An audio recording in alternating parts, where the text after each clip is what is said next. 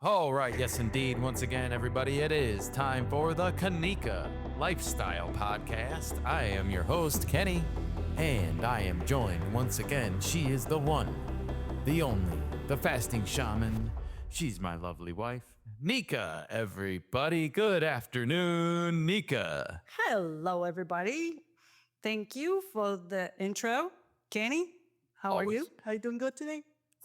Yeah, I'm doing good. We had some traffic in town. It was always fun. You know, you get 10% seniors and about 90% everyone else that wants to go 5 over. And it creates a big log jam in the middle of the one road in and out of town. I know it sucks. It's the one downfall of living in the desert. It's living in a small town with one road in and one road out.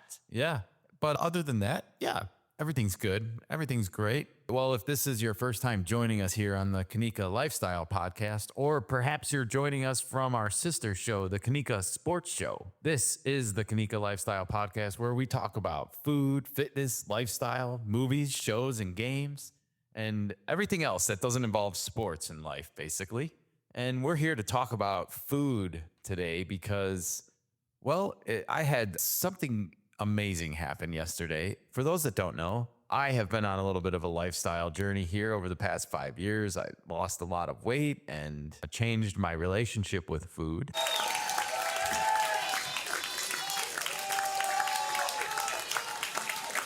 And occasionally, every so often, I will put out messages online to my network saying like, hey, if you ever want to talk about losing weight or if you ever want to talk about food, feel free to reach out to Nikka or me. And for the first time ever since I've started doing that, someone actually reached out to me this week. And I'm so excited about that and so happy about that because at the end of the day, I want to share with people and help them achieve their goals too. There's going to be a lot of overlap here. For sure. And also the fact that you can do it naturally. You don't have to rely on the drugs or Ozempics. Yes, please. Air quotes around it because it's not a proper way to lose weight. It's a quick fix. It's a Band-Aid on a bigger problem. And again, I want to stress that the changes that I made and that you made with me involve changing your relationship with food and how you even look at it. One of the things I wanted to stress almost from the get-go is that we today look at food a lot differently than we used to. And we don't mean to be dramatic about this, but we think food is medicine. In fact, the founder of modern medicine, Hippocrates, says food is medicine. And so it's your first line of defense, though, is the food that you put into your body before any prescription drug, before any remedy or tonic or whatever. The first line of defense is the food. 100% true. Your stomach is your biggest and more efficient way to achieve immunity. It's your first defense system, like you said. And our relationship with food has changed to be more of a transaction. Like, what am I getting out of what I'm eating? Yeah, in a way. Anyway, or how does this food make me feel? That's another transaction. Like, am I gonna feel good if I put this into my mouth and eat it? Absolutely. Now, that doesn't mean that none of this tastes good or anything like that. In fact, I would argue that a lot of the foods that we have come to eat are considered on the bad list of a lot of like mainstream media, foods that are going to give you health problems. It might be changing now, though. Well, it might be changing because things are changing in government and especially at like the FDA. And it'll be interesting to see what happens with that. Well, full disclaimer, before we get into this, you and I have basically started eating in the carnivore lifestyle / keto. I don't know. I'm hesitant to put a label on things, but one of the things that I contribute to my significant weight loss was eating a lot more meat and a lot less carbohydrates than I used to. And you do too. Oh, yeah, we both did it. And I think that was the success. True. I just want to point out that you didn't lose 85 pounds. You did lose a little bit of trimmings around the edges. Sure. But it wasn't as drastic of a body change for you, although maybe not on the inside, right? We didn't know. But yes, I definitely trimmed up on the edges, like you said. I didn't have 85 pounds to lose. Correct. But I think it's interesting the fact that we both did this together and we both had positive experience with something coming at it from two totally different perspectives. And now I think our bodies are more in alignment with each other than ever in our history. You know, like when we first started, at least. Okay. Like I was in a way different place than you were, but now we're in a lot more similar of a place, at least. And especially with how we eat, we eat together. Yes. And I think that's one of the first things I would stress with this whole changing your relationship with food process is it's much more, I don't know if enjoyable is the right word, but I think it's a lot more successful, or I would venture to say it has a higher success rate if you do it with a partner. I agree with that. You have somebody that holds you hands when you need it and somebody that will push you when you need it, or vice versa. Yeah, I think that I want to stress this isn't like a time to play cop on each other. It's not that kind of accountability that you're looking for in this partner, especially when it's like your wife or your girlfriend or somebody very close to you, because you both might have different reactions to all of this and, Sure. and go through things that are unexpected. But at the same time, it's for your health and for your benefit, and it's good to be aligned on something like that with a partner that you want to have a longer life relationship with. It makes it a lot easier. Imagine if you were trying to quit smoking. One person smokes and the other doesn't. You still around the smoke, you still get the cravings. It's very similar. Yeah, it's a good comparison to bring up, even because a lot of the reason why we are having problems as a society with food and with diabetes and with obesity is because of the fact that there are so much processed and additives, quote unquote, addictives that are added to our food supply, which leads me to, I guess, tip number 2 that I want to bring up before we fully get into some of the questions that we got from this person that reached out to us. But I would say it's a good idea to start shopping around the edges of the grocery store and not in the middle of the aisles. There are a microscopic amount of exceptions to this rule, but on the whole, the products that are sold in the aisles of grocery stores are these products that we were just talking about that have a laundry list of ingredients, additives, quote unquote, addictives that are added to them. These foods are literally designed and engineered to make you keep eating them. And in fact, I think you even said at one point to me that the scientists who were working at Big Tobacco went to work for Big Food after the whole lid got blown up on that whole thing in the 90s. Absolutely. Spot on. Those are the same. So what does that things. tell you? And they get away with it by selling it as food and preying on emotional heartstrings of like Twinkies or things you had when you were a kid, or a little jingle in their commercials. There's all sorts of ways. Colors for the kids, easy to reach, the cereals, all that stuff. The layout and the way that the grocery store is designed is not necessarily your friend. No, So it's engineered specifically to make you shop longer for more items. And ask yourself how many times you buy stuff that you don't really need in the store because, oh, it's right there, or it's on sale because it's right by the register. So just a disclaimer to get that out of the way up front, we eat a lot more of a high fat / carnivore meat, if you want to call it that. And we eat basically very little carbohydrates now, significantly way less than we used to before we started all of this. I would say our diet consists of high protein, fat, and a little bit of carbohydrate. So when we do have carbs, it will be around 5% of our diet, 5 to 10% of our diet on a daily basis. And I think you just made me think of the last thing I want to point out, which is order of operations. Order of operations is the order in which you eat protein and fat and carbohydrates during the day. And correct me if I'm wrong, Nikka, but it's really important to put fat and protein at the front of the line. And If you want to have sugar and carbs or anything, it's better to put that at the end of the day. And what do you mean by sugar and carbs? Are you talking having a little fruit or are you talking about having a bunch of cakes? Well, I'm talking about both, Okay. you know, and I guess it doesn't matter. Like you've always said, the liver does not discriminate. That's true. Now, if you satiate it, you might not reach for that extra cookies later. Well, yeah, that's one thing that is important to point out, but it is to say we're not immune to having a snack or wanting a treat. I don't know what you guys call them in your households, but we're not immune to that.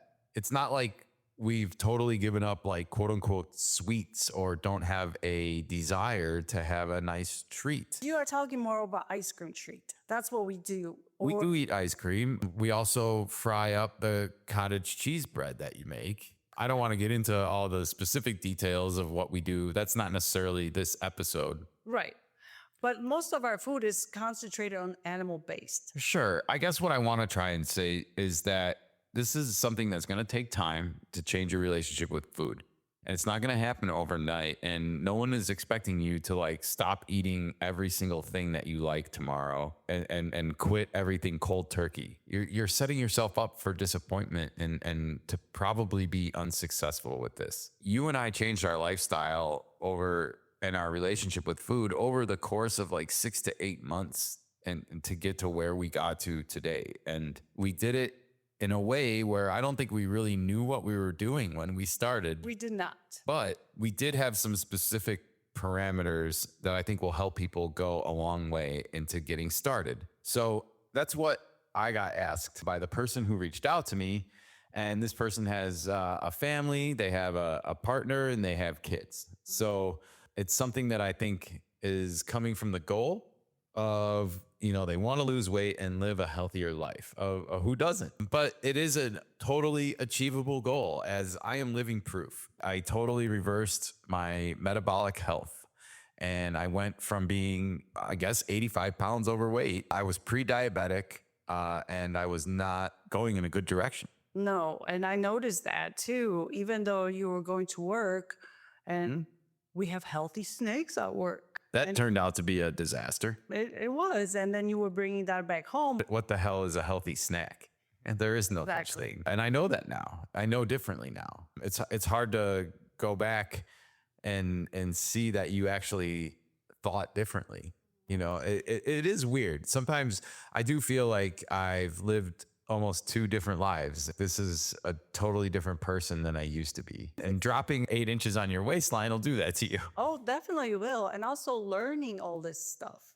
You cannot unlearn it. Exactly. It's like, it's hard to like look at people who even eat pasta and stuff, you know, because it's like, oh, I know you're hurting yourself. Yeah. So it becomes difficult to see what we've become as a society. When you take a step back and you look at it all, it's really hard to watch. And you see all the food advertisements for what they are. You see the grocery store for what it is, a trap. You see all the fast food restaurants with lines out them every day. Like, oh, you feel bad for these people. And you want to help. And that's why we're here. We're here to help. So just getting started with this, I think the best thing someone can do is to pick a feeding window.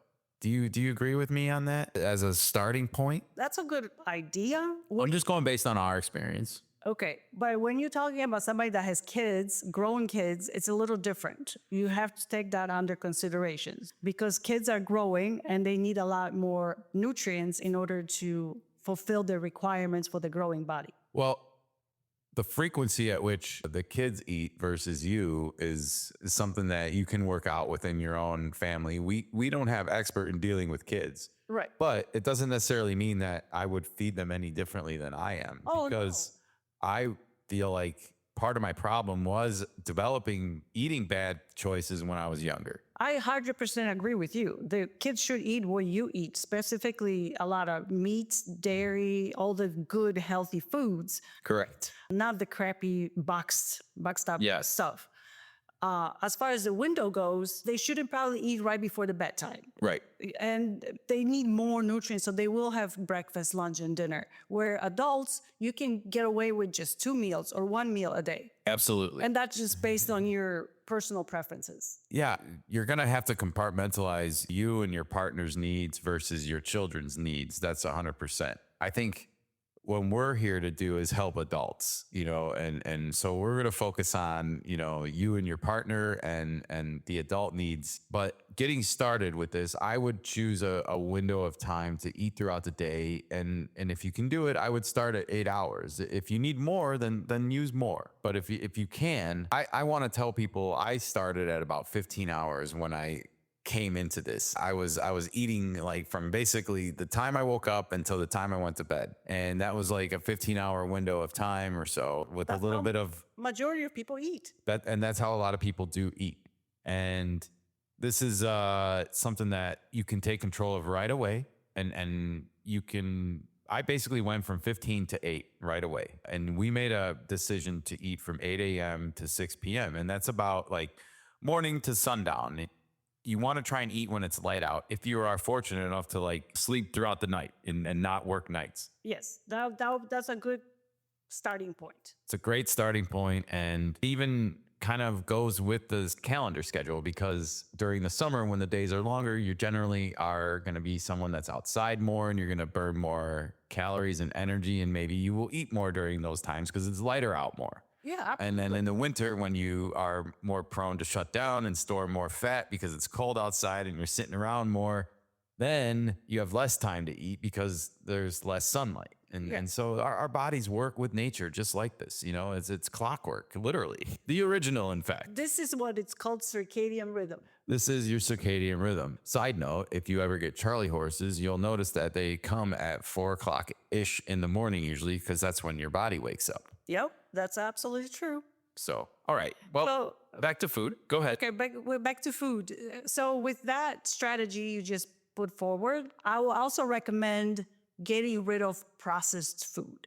Instead of a cereal in the morning for you or your kids, or oatmeals or whatever the heck you eat, try eggs, bacon, something that will keep you satiated longer and fills you up and gives you the building blocks that your body needs, proteins. 100%. I'm going to pick a few foods like toast, Eggos, just cereal even. Here's the problem. I don't think anyone will argue with me. When you eat foods like this, they expand inside your stomach as you eat them. They almost like poof up and get bigger. Like, what do you think is going to happen to you when you do that? This might sound crazy, but when you eat a lot of like eggs or bacon and sausage, even just no carbs, you stay quite light on your feet throughout the day. And yet you're also wholly satiated. Like, you're not feeling very hungry because you ate very rich egg yolks and meats, and you're just not being weighed down by this like ever expanding feeling in your stomach.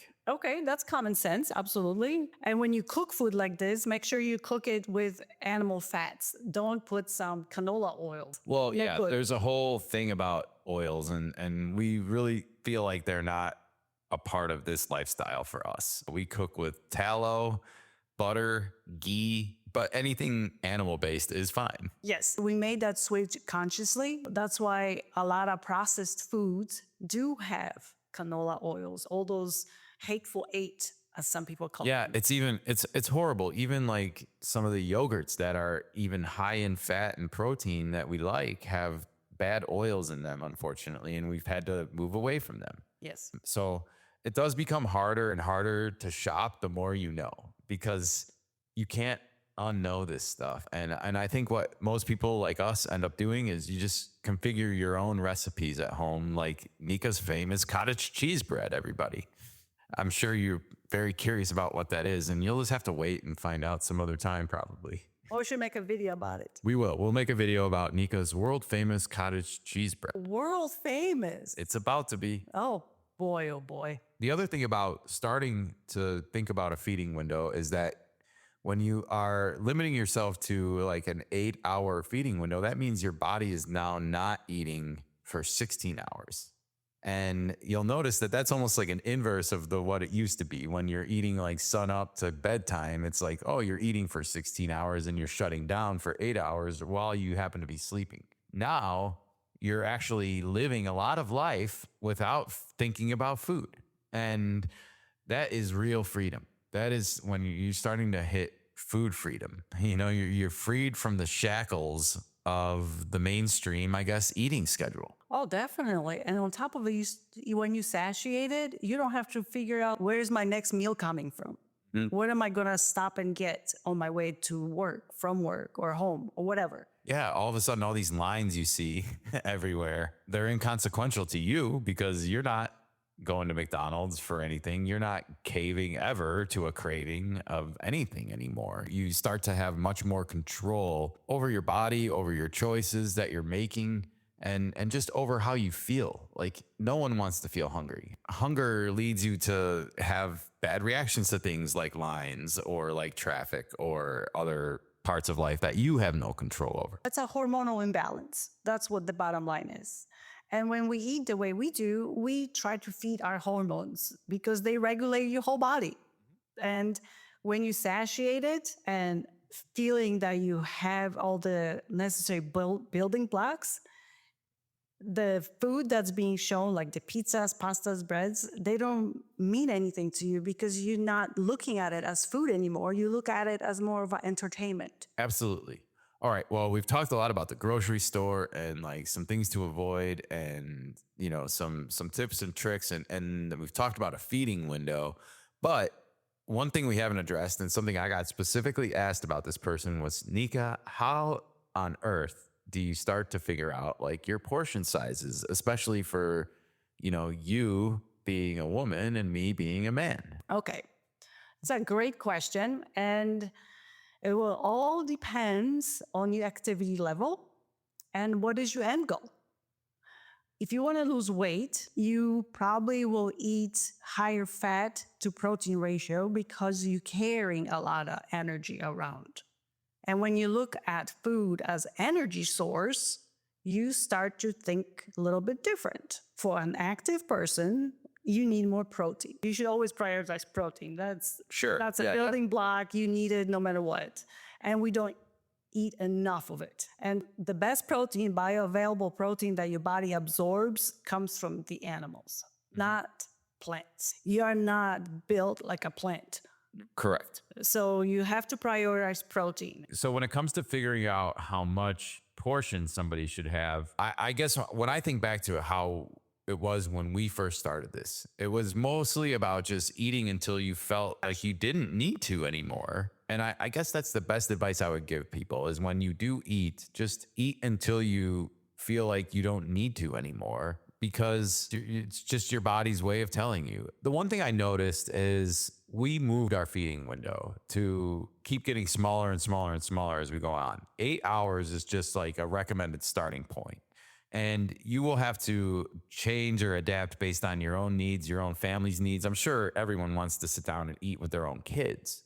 Sure. So that's probably going to be something that factors into your decision about like when you want to have your feeding window. But as you constrict the time to be even less and less and less, then you're just naturally going to start eating less food because you don't eat as much in 6 hours as you do in 8 hours. And you don't eat as much in 8 hours as you do in 10 hours. So if you start to put those little limitations on it, you will just naturally start eating less food as well. And you will gravitate towards the more satiating food naturally. You will be like, oh, I need to have eggs and meat now. And then you're going to eat it and be like, you know what? I'm not full anymore. I don't need anything else. That's great. That's a great advice. And when you're starting out, you probably want to start with fatty meat because it's more satiating. And you're replacing all the processed food with the meats and fatty meats and the healthy fats like the butter, ghee, and stuff. So when you start using this, that's going to make you satiated quicker and it will hold you satiated for a lot longer because that's just natural way of eating. Yeah. And another thing that I want to point out too is when it comes to portion sizes, like you might need to experiment. You might need to conduct your own internal family tests where it's like maybe you make, 2 burgers for everybody and no buns, no bread, no fries even maybe. Or maybe you just make a little bit of fries and everyone gets a little bit. We do that some nights. We don't every night. I think if I were to guesstimate, I would say we eat fries about once a week maybe. But they're potatoes that you cook in ghee and in butter or in the air fryer. They're not frozen French fries sold in the store. They're not store-bought. I made them From potatoes. from potatoes the traditional way. The potatoes actually soak in water. There's a process to it, yes. It's a huge process, but we're just talking one day at a time here Yeah. for everybody. And we'll get them on Nikka's world famous potato recipe soon. Don't worry. It's all coming, folks. We got to get these initial episodes out there because a lot of people ask simple questions, but they have complex answers, as you can see. So we're trying to cover all the bases without leaving something crucial out of the conversation. And not to sound too sciencey, we don't count numbers. We don't keep track. Yeah. Go by on how our bodies feel. And we don't measure our ketones or anything, even though I am 99.9% sure we are both going into ketosis, which is, you know, when you don't eat for 12 hours, your body starts producing ketones. It's not a lot of people know this because not a lot of people never eat for 12 hours. Yeah. And your body runs on ketones and it loves it. Yes. So this isn't meant to be a technical episode, so I'm going to leave it at that. You can Google these words, though, and feel free to go down the rabbit holes because that's where this started with us. You know, the more you know, the more power you have in the conversation. And just remember, everything in that supermarket is designed to work against you. So keep that in mind. One thing I would say that's very, very important. Look at the food as a nutrition, not entertainment, and always prioritize protein. Good protein comes with good fats. So if you have good ribeye steak and eat the fats, you're good. Eggs, egg yolk, all fat with a white is the protein, all the same packaged. It's interesting too. I think over time, our appetite or our taste for chicken and pork has decreased. It's gone down. We don't gravitate towards it as much as we do just beef burgers, steak. Beef ribs are one of the house favorites nowadays. They just fall off the bone, folks, right into your mouth and melt. Oh gosh, yeah. Oh, it's one of the most delicious things.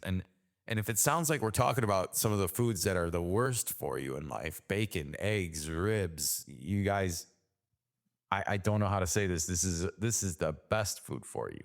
You're going to feel great too. The hormonal balance that Nikka was talking about is something that's associated with living at a healthy body weight, believe it or not. People that are overweight, diabetic, are actually have a hormonal imbalance.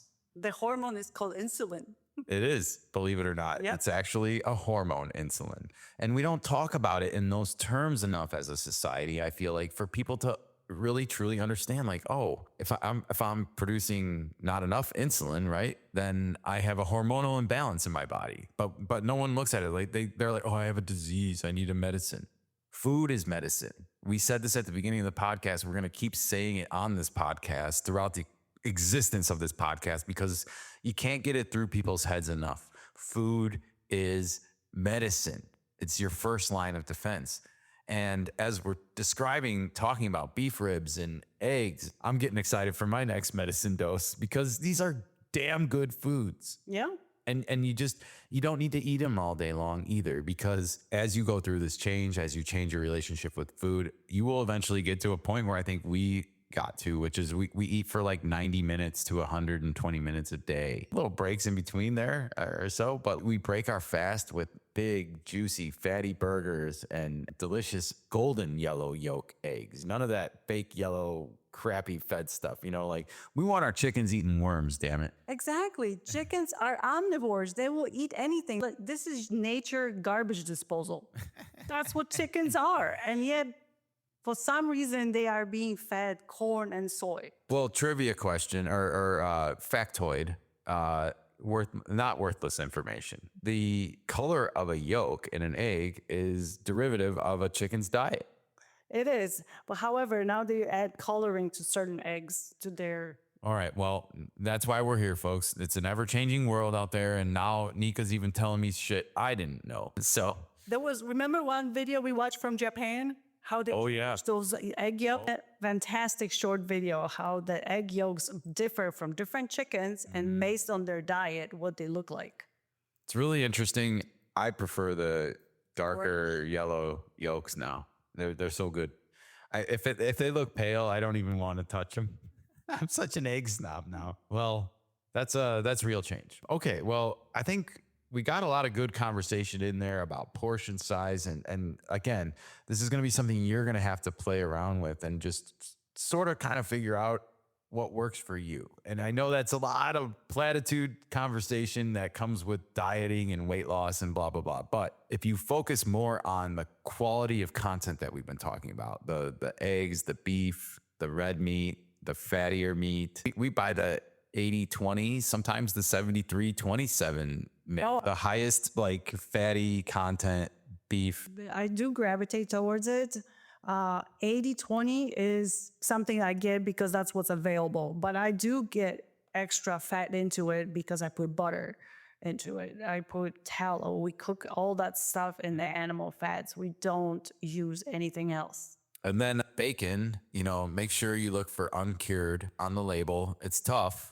A lot of these things are optional right now as you get started, but the more you go on, the more you're going to want to try and make the switch and find uncured bacon.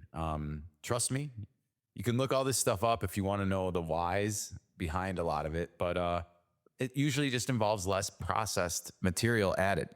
One thing I would say about bacon, make sure you read labels. If it says sugar, it's fine. But if it says dextrose, maltodextrose, and all the ingredients that you have no clue what they are, stay away from them. They're putting fake sugar, AKA additives, AKA addictives, into your food. Yeah. That's what the paragraph reads out to. They just don't define them as fake sugars. The same applies for Diet Cokes or Diet Pop when they say there's no sugar. And when you look at the label, it says aspartame or something else. That is sugar. It all depends and comes down to whether or not they've spiked your blood sugar. Does your body get tricked into producing, or overproducing insulin? So, okay, well, I hope that is a good, helpful starting point when it comes to like portion size and portion control, because I can totally understand how that can be a tricky question to ask, because this all translates to the grocery store and like, how much do I need to buy and how much do I need to plan for my week and all that. So I totally get and understand where you're coming from. Best advice is to experiment. The beautiful thing about meat is you can put it in the freezer and thaw it out the night before if you eat too much of it, I guess. But yeah, good luck and let us know when you get started and how it goes and how our advice worked for you. And just in case we need to make some modifications. Absolutely. And this is overall look at things. If you need more of an individualized, cater towards you specific needs meal planning, reach out. We will be glad to help you out. There's so much information out there and so much disinformation out there. Just, you have to keep in mind, all this stuff is about money at the end of the day. Yeah, it is. It's about greed and profits. Well, it is. And I wish food was something that we were sort of allowed to profit off of, because it's a medicine to me. And it is something that I feel like we all need to survive, right? We all need good, clean food sources. You're on the right track. The reason there's so much emphasis on this meat because nobody can trademark it. That's a good point. You cannot trademark meat. You can trademark everything else, like the fake meats and everything else that comes as a manufactured stuff. But natural ingredients, water, meat, vegetables, fruits, you cannot trademark it. Yeah. I want to recap really quick here. We talked about how to get started with kind of the carnivore keto lifestyle. We talked about the feeding window and how it's kind of important to choose a starting point and an ending point for your eating time during the day and sticking to that. And if you apply the high fat, high protein, low carb mentality to that feeding window, I think you're just going to naturally see it start to decrease and start to see your satiation level increase. You will feel less hungry throughout the day. You will feel less need to focus on food. And as I said before, that is the real freedom behind this is when you're not focused on eating all the time. And no offense, I think a lot of people are like, as soon as people finish eating, they're wondering when's the next one coming from. And when you free yourself from that, all of a sudden you're going to find you have a lot more time to get other stuff done, like maybe exercise and you're going to have energy for that stuff too. Whether it's exercise or a walk or, joining an activity, you have one life and one body to live that life with. And I think if you start to apply some of these principles, you're going to see some real positive changes when it comes to energy levels and your willingness and your want to use this body. 100%. And keep in mind, things like this don't happen overnight. It's a process and it takes time. Your weight didn't just magically appear overnight and you just got fat. It took years. So It did, yeah, no, and for years I thought it was, genetics based on my grandfather was diabetic, and I think I just naturally assumed I was going to go that way because of that. And diabetics is often linked as a genetic disease to people, like, oh, it runs in the family. Heart disease runs in the family. I have come to believe that this is a fallacy that's been not purposefully necessarily, but just for whatever reason, it became the mainstream idea, and it's not necessarily correct. I think I'm living proof of that. To just make this simple switch in priority of going from like, hey, how about less carbs, more protein? And now that's all I want most of the time. I do like my ice cream, everybody. you do, and that's okay. That's okay. We tried peanut butter, then we got off of it. Well, we're not permanently off of it, but we do find that taking long endured breaks from peanut butter, maybe having it once a month versus like 5 times a week, is better for you. It helps you keep it at a distance, Chewy. Sure, it's a mindset. It is. The more time you go on living without something, the more you realize you don't really need it. There are certain things that will never touch my lips again, like they just won't. Starbursts, Skittles, things like that. They just won't. Okay, I believe it. All right. Well, that's a good recap. But before we get off here, is there anything else that you want to highlight as a cautionary flag or a warning or anything about the store that I forgot? Anything at all? Don't be afraid to try this. You've been living with the standard American diet or SAD diet for so long and you haven't achieved your goals, or you've been yo-yo dieting. Well, I think what you're trying to say is trying something for a little bit of time in your life is not going to kill you. If you eat meat for 2 weeks in a row, you're not going to suddenly just go to the doctor and have a coronary. No, what I'm trying to say really is don't be afraid to try new things. This isn't going to kill you. Try it for a month, for 90 days, and see how you feel. That's the best advice I can give to anybody. The old way of eating is causing certain things in your body. Yeah, I Try think you just have something to look different. around right now and look at society as a whole. Look at where we are, look at the numbers, where they're trending, and whether you think you're healthy or not, whether you think you're an outlier or this doesn't affect you the same way it affects other people or not. It is time for us all to think about food differently and to come at it from a different point of view. It doesn't mean that we can't make it enjoyable for all of us. Make it something that we look forward to. I look forward to it. We enjoy every day our meal. For sure. Just because we only eat for 2 hours a day does not mean that we are not highly satiated. We're never starving. Oh my goodness, no. Never starving. And like I said, we've gone on road trips where we get up and drive from like 7 in the morning until 4 in the afternoon and we don't eat the whole time. And it frees you of so much time and shackle, and you get so much more accomplished in those situations. So, and every day is like that now.